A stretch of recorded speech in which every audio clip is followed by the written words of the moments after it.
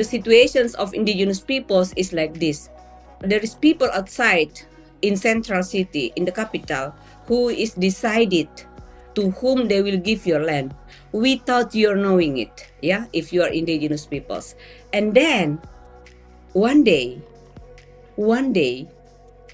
you are having breakfast, you are having coffee, or you are having tea in the morning, and then you have somebody that you don't know at all came to your village, came to your community and say, this land is belong to me, you have to go away. You have to get out of this community. So that's the general situations facing indigenous peoples in Indonesia. Welcome to the Speaking of Purpose podcast. I'm Sona Khosla, your host and Chief Impact Officer at Benevity. We're a software company based in Calgary, Canada, powering the corporate purpose programs for some of the world's most iconic companies. As we make our way through our own reconciliation journey, this season we're highlighting Indigenous stories, history, perspectives, and ways of knowing. In our last episode, we spoke with Melissa Nelson, an Indigenous scholar based in Arizona on Turtle Island, more commonly known as North America. She beautifully shed light on the impacts of settlement and colonization on the Indigenous people who first inhabited this land. For this episode, we decided to take a wider and more global lens to the landscape of Indigenous history and culture. As we began our journey, we came across some interesting stats. According to the International Labour Organization, Indigenous peoples make up the largest minority in the world, at almost 6.2% of the global population. And the International Funders for Indigenous Peoples says that traditional Indigenous territories cover up to 24% of the world's land surface and contain 80% of the Earth's global biodiversity priority areas. No matter the size or location, we cannot afford to ignore the perspectives and knowledge and rights of Indigenous peoples anymore. And we cannot continue seeing their land as solely a source of resources and wealth. Rukka is the Secretary General of the Alliance of Indigenous Peoples of the Archipelago. She shocked us with stories of the experiences of Indigenous peoples in Indonesia.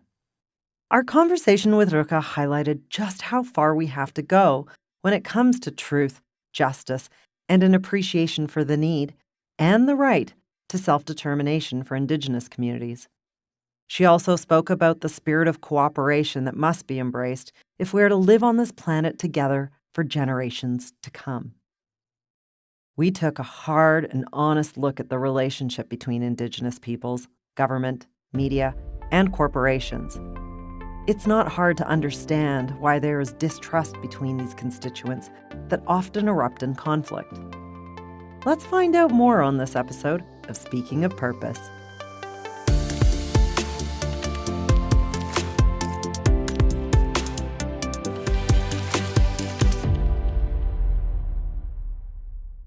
Manasu Moraka, that's my greeting in Bahasa Toraja. I am Rukka Sombolinggi. I'm currently the Secretary General of Aliansi Masyarakat Adat Nusantara, Indigenous Peoples Alliance of Indonesian Archipelago. I belong to the Toraja Indigenous Peoples in Celebes Island, Sulawesi Island. We are in the mountains area of Sulawesi Island, and as the Toraja, we are very well known for our elaborated rituals, especially our death rituals. Our funerals are one of the things that attracts many people to visit our place, and that's also one of the things, our cultural aspect that we maintain as of today. The Alliance of Indigenous Peoples of the Archipelago, or AMAN for short, is an Indonesian Indigenous peoples human rights and advocacy organization whose members consist of independent Indigenous communities from various corners of the country. Rukka is known for her fierceness, her activism, and her longtime dedication to the Indigenous rights movement. She has a TEDx talk, and she spoke at the 2021 United Nations Climate Change Conference. And I've got to say that her laughter and passion are contagious. She has a way of swooping you up and getting to the heart of the truth. And frankly, it's not always easy to hear what she has to say, but Rukka's conviction makes it impossible to ignore her message. Rukka lives in a community that is rich with natural resources like forests, coal, oil, and minerals. And this makes it attractive to corporations, governments, and land development and building agencies. In Indonesia, we face a lot of problems. The challenges are great and also very challenging. Uh, the situations of indigenous peoples Indonesia, mainly because of the policy making processes that is not transparent on it's not on the side of indigenous peoples, because so far our rights as indigenous peoples is protected and acknowledged, recognized in the Indonesian constitutions, but until today we still don't have the specific law that allows or provide guidance to the government how to protect and fulfill and recognize and promote our rights as indigenous peoples. As the result of that is then all the laws and acts and policies that comes after the Independence Day of Indonesia are used to take away indigenous people's land and resources. So we've been experiencing a loss of land for mining, for forest timber extractions, and for a oil palm plantations, for even for conservations, for electro dams, for transmigrations. Transmigration is a very typical in Indonesia where they move people from highly populated islands to less populated indigenous territories, and these are all the land grabbings, all the land loss of indigenous peoples are happening just by because of government. They make a one-side decision, and all without free, prior, and informed consent of indigenous peoples. The situations of indigenous peoples is like this. There is people outside in central city, in the capital, who is decided who to whom they will give your land without your knowing it, yeah, if you are indigenous peoples. And then one day you are having breakfast, you are having coffee, or you are having tea in the morning, and then you have somebody that you don't know at all came to your village, came to your community and say, this land is belong to me, you have to go away. You have to get out of this community. So that's the general situations facing indigenous peoples in Indonesia, because all the deals, all the permit granting process is all without our knowledge. And when we stand up for our rights, well, when we say no to them, and that's all the things will happen. They will start to intimidate us. They will start to criminalize us. They will start even to do a lot of intimidations and harassment, and including killing our leaders. So that is what is happening in general in indigenous people's stories in Indonesia. Indonesia is the fourth most populous country in the world, spanning 3 time zones. The country has 5 major islands, and it's a multi-ethnic country that has a population of more than 271 million people. Indonesia is home to more than 1,300 recognized ethnic groups. As the Secretary General of AMAN, Rukka is in constant communication with indigenous peoples throughout the archipelago, keeping community members updated on developments and discussions relevant to them, their forests, and seas. If I'm entirely honest, some of her statements shocked me.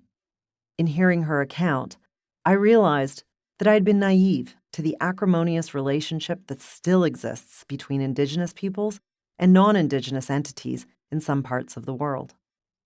With a need to know more, I asked Rukka to share some examples of what she meant when she spoke of the horrific injustices being inflicted upon Indigenous peoples in Indonesia.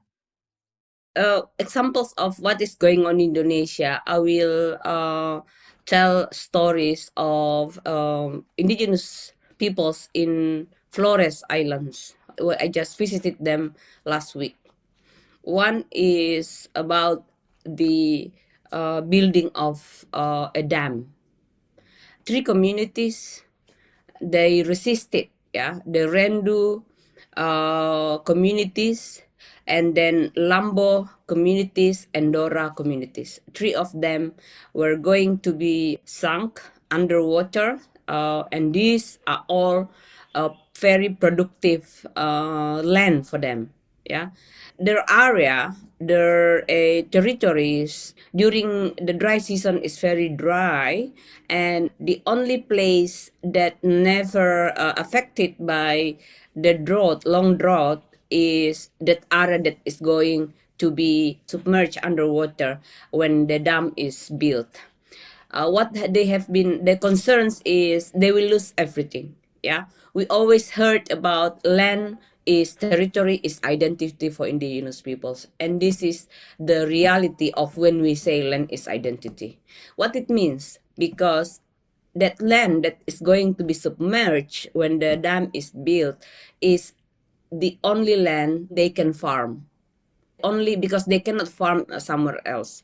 And the second one is the only land it's where they're raising their cattle, their buffalo, their cows, and everything.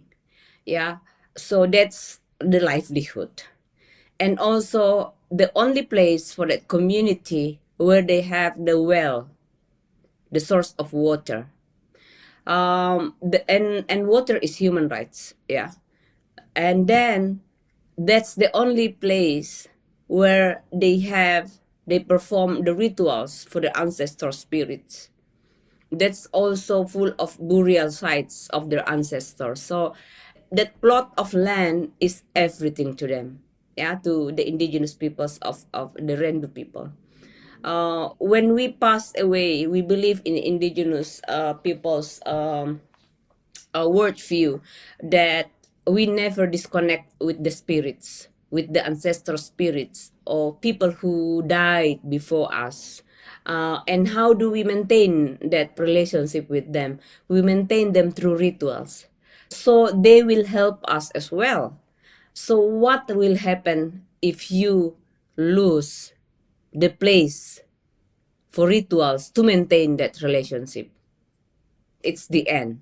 The community, however, we realize that in some other places they need water, and they agree to build the dam, but not in the current place that is wanted by the government and companies.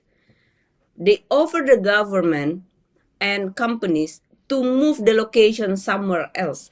They are offering the other part of the community, to replace the very important, very significant location for them.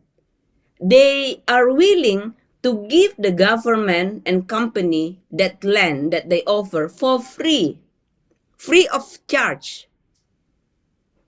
But unfortunately, the government don't want to listen to them. They ignore the offer completely. So that's the situations in Indonesia, even because indigenous peoples, we never oppose development.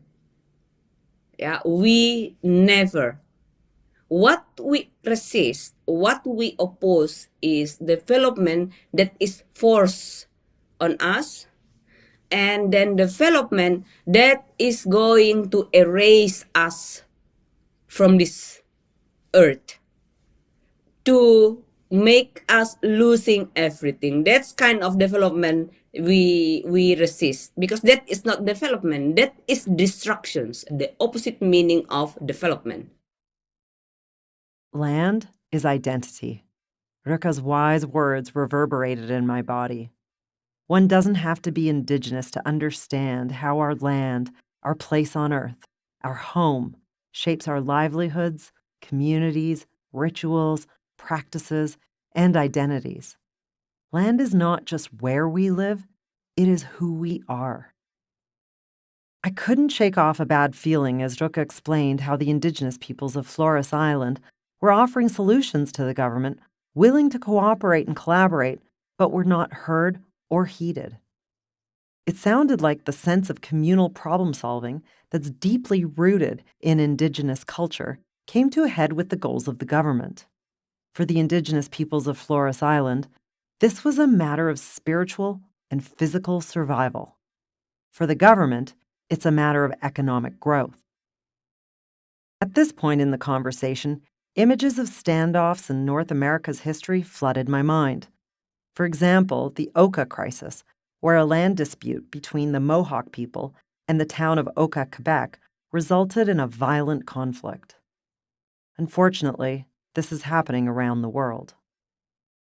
From discussions with other Indigenous leaders, it seems that the unique experience of Rukka's people and other communities in the region reflects the broader dilemmas around resource extraction, capitalism, consumerism, environment, and the economy.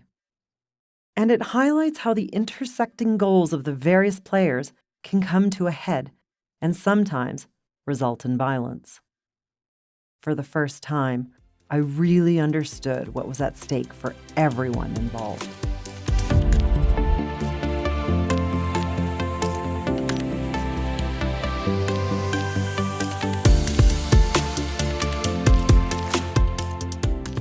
Stories like Rukka's create cognitive dissonance for some of us. In North America, the tone of the conversation has changed over the past decade, especially in Canada, with the publication from the Truth and Reconciliation Commission. The commission was formed out of the largest class action lawsuit in Canada, and it worked for 6 years gathering information until it released a massive report at the end of 2015. The summary report they released made 94 recommendations to repair the relationship between Canadians and Indigenous peoples. Since then, there's been more active discussion and concrete steps taken by corporations and governments in the spirit of truth, reconciliation, reparations, and ultimately, healing. Yes, we still have many critical issues and injustices to tackle and repair. Things like access to clean water, missing women and girls, the legacy of systemic racism and forced assimilation. But tangible actions like the payment of reparations to Indigenous people in Canada who suffered through the residential school system, and the Pope's recent apology, though not perfect, helped to raise awareness of the issues while making progress towards a mended relationship and a more just future. Hopefully, with these actions, we also learn not to repeat the mistakes of the past. Rukka went on to tell us more about land permits that were issued by the government to companies, often without the affected community's knowledge. Her and her people have witnessed an ongoing, methodical approach to land grabbing, as she calls it. When Indigenous peoples oppose the use of their land, she says that some companies try to work around this by bribing community leaders, promising free perks, or stirring up internal conflict between affected communities. Here's how it works in Rukka's words. The proceedings normally in Indonesia is any company will go to the government and ask for permit for plantations or for minings or for timber extractions. What they will do is, of course, they will go to the central government who is really far in the capital. Yeah, even some of the people, indigenous peoples in Indonesia, has never dreamed of going to the capital because it's so far away. And these are all where the deals, where the permit deals is taking places. Because of the corruptions, many of these permits are obtained with bribery. So of course, in the beginning, the company already spending their money to get the permit. And then, with that permit, they can do a lot of things. They can use that permit to get loan from banks. They can already use that permit to clear the lands, to cut the trees or the forest that is on the surface of the land. And then they will sell the timber, and they will get money from that. So because all these things is taking places without indigenous people's involvement, knowing it, of course we don't want to lose our land. That's absolutely true. And when we say no, that's where the problem will started. That's where abuses will started, because the company insists that already their land, that our land is already their land because they have the legal permit from the government, and they will do whatever they can do to make sure that they can get that land.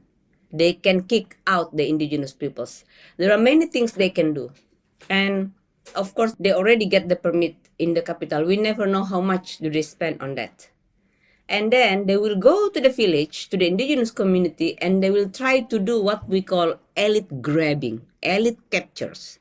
They will find what they see as leaders in the community and try to bribe them, try to hire them as the spokesperson sometimes. Yeah. And then that spokesperson will go around convincing other communities, other members of the communities, and telling only the benefit. Yeah. Telling the sweet promises that this is going to happen.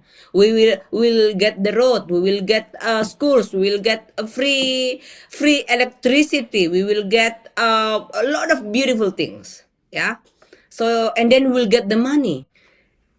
If the elite captures is failed, meaning the leaders resist or refuse to be a spokesperson for the company, then they will do what we call next is the building the opposition block within indigenous community. But what company will do is they will take advantage on that. For example, the leader from this leading group already refused to be captured. What they will do is they will find the other group that they see can contend or can stand against this opposing leader. What they will do is same thing. They will give money. They will give wrong informations. They will do whatever, and they will ask this new power, these people from this side, to go against this community, and that is the start of what they call internal conflict. And they will continue to nurture that situations, and they will continue to take advantage on that situation, and they will never get the community to these two competing powers to sit together to talk about their problems and try to find out. The companies have no options, yeah, because they consider conflict, they consider human rights abuse, they consider the elite captures is the cost of productions only. That's the situations, and that's for our officers becoming the source of income because of the corruptions. And then with the absence of legal recognitions of indigenous peoples, when we resist, the first thing they will ask is, if this land belongs to you, where is the written proof? Do you have certificate for this land? That's the stupid questions. Because first, our ancestor inherit us the land, the resources, and all the knowledge and the cultural practices that comes with that. piece of land. They never inherit certificates because the nation state didn't exist before. And even the previous colonizers, as the Japanese in Indonesia, or the Dutch, or the Spanish, or the Portuguese, they didn't ask for a certificate.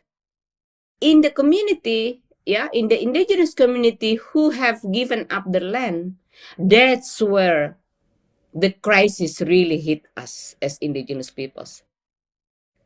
And in indigenous community whom we still have control over our land and we still have live eating from the thing that we produce in our land, that's where we don't get influenced or we don't get affected by the crisis. The crisis Rukka refers to here is the COVID-19 pandemic. And we are generous. If we have leftover from our food, we send away to our neighboring community or to the city because we know they need them. So even though we are already oppressed so much, we are still very generous. We are sharing our food with them. And this is our future. We always think this is the way of life, our future. How do we support each other? And how do we live without exploitations, without deceptions? And that's why it's still very, very difficult for us to say that we can build trust with companies. Because we've never seen any light with them.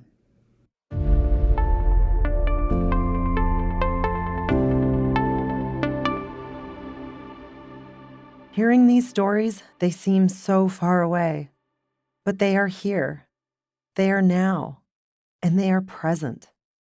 Rukka's words highlight the complexities of competing values, clashing cultures, opposing views of wealth and riches, of the push towards so-called progress at the expense of preservation of history and identity and land.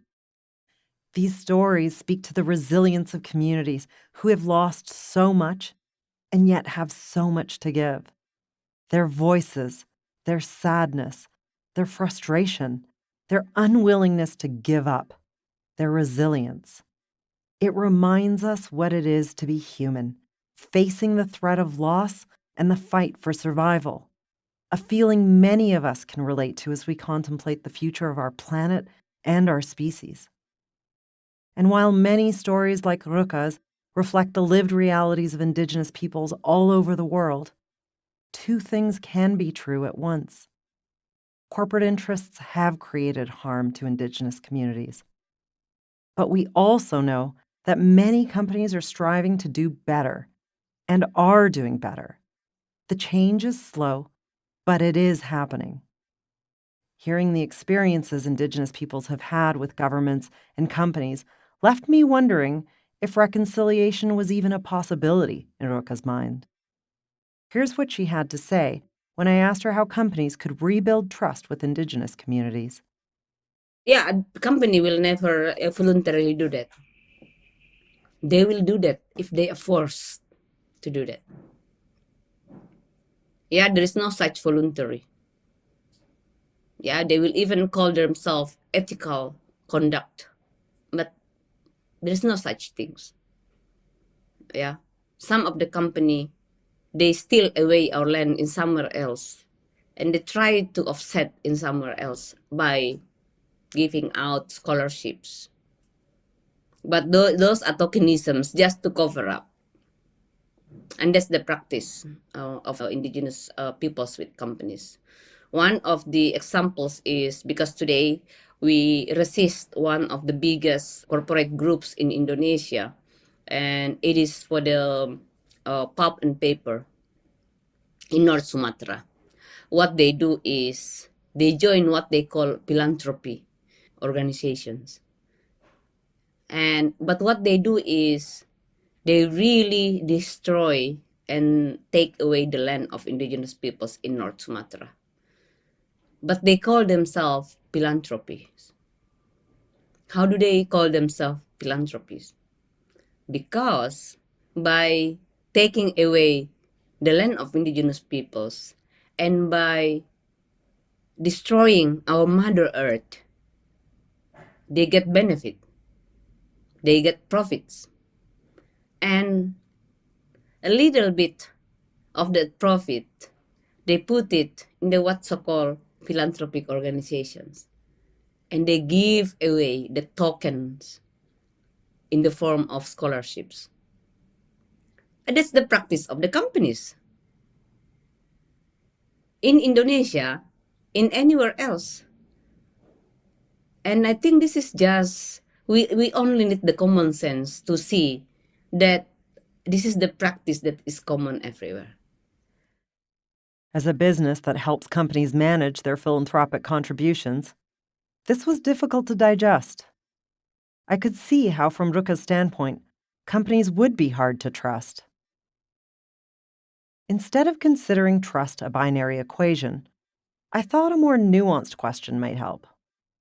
Where is the give and take as companies try to balance business goals while trying to operate with an authentic commitment to justice, equity, respect, and sustainability?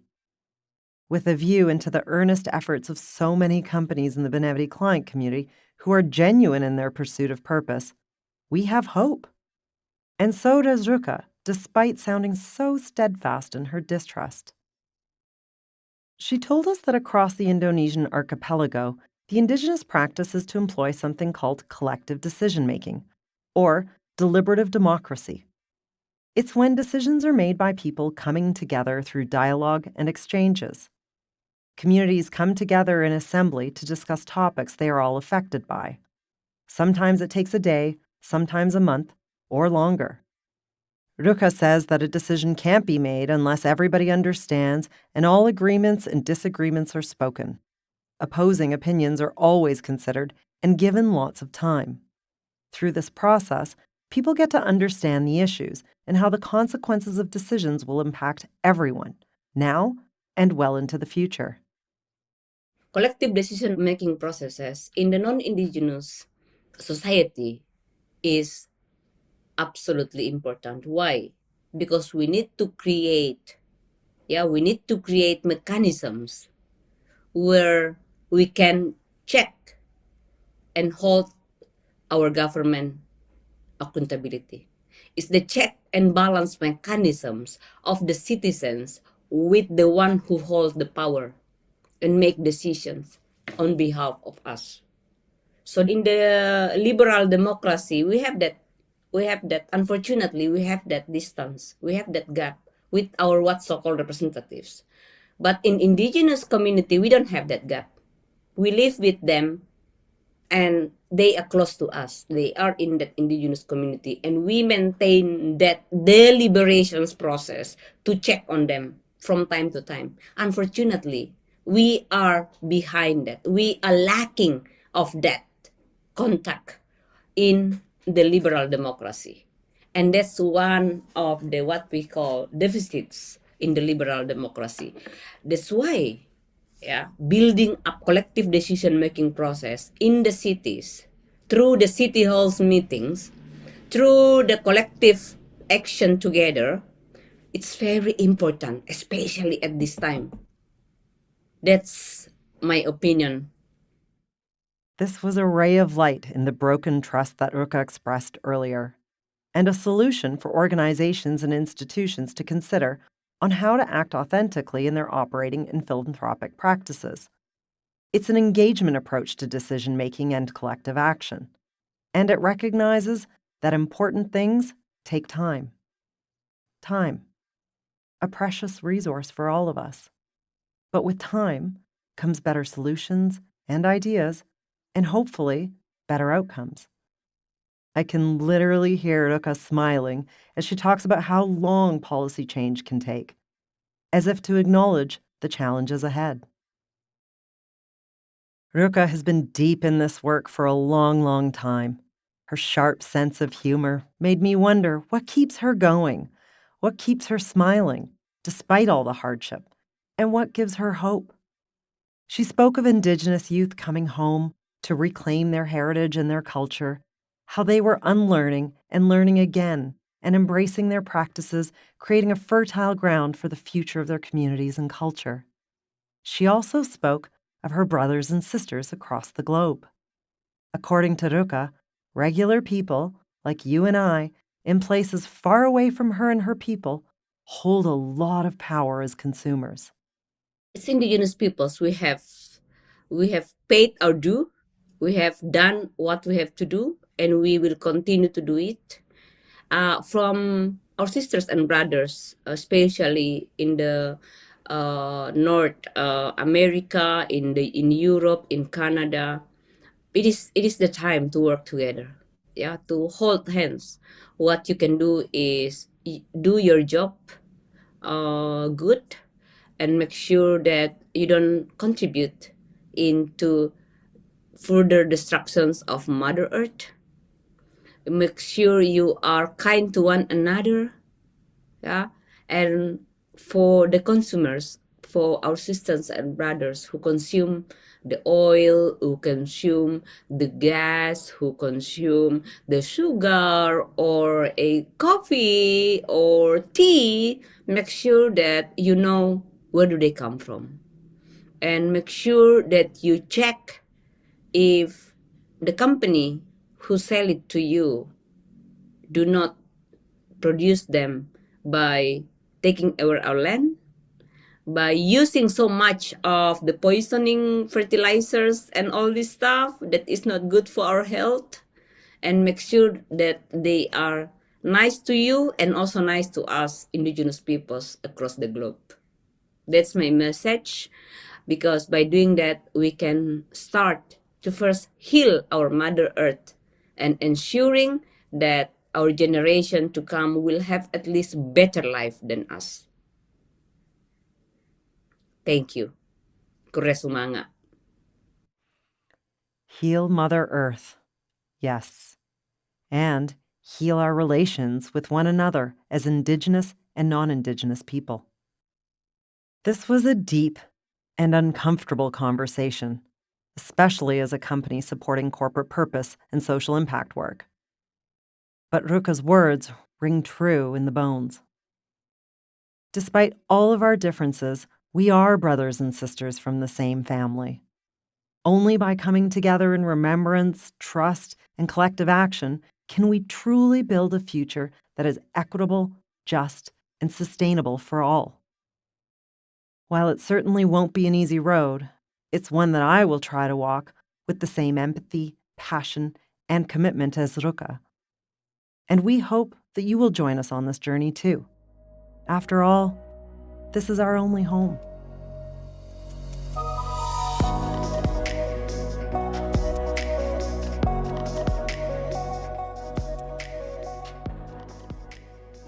Speaking of Purpose is presented by Benevity, a technology and engagement platform that helps bring the world's most iconic brands bring their purpose to life, based in Calgary, Canada. Thanks for listening to today's episode. We hope it provides you with a spark of inspiration to find your purpose and your way of leaving the world better than you found it. Today's episode was created by the passionate team here at Benevity. Special thanks to Rukka Sombolinggi, Secretary General of AMAN. Check our show notes for more information on some of the topics we discussed today. This podcast was recorded on the traditional territories of the people of the Treaty 7 region in southern Alberta, which includes the Blackfoot Confederacy, as well as the Tsuut'ina and the Stoney Nakoda First Nations. The city of Calgary is also home to Métis Nation of Alberta Region 3. Benevity's headquarters is situated on land across from the Bow River, which has shaped this land and its people for generations. To listen to past episodes and get new episodes as soon as they're released, subscribe or follow Speaking of Purpose wherever you get your podcasts. If you liked today's episode, please consider sharing it with a friend or a colleague. Thanks for listening.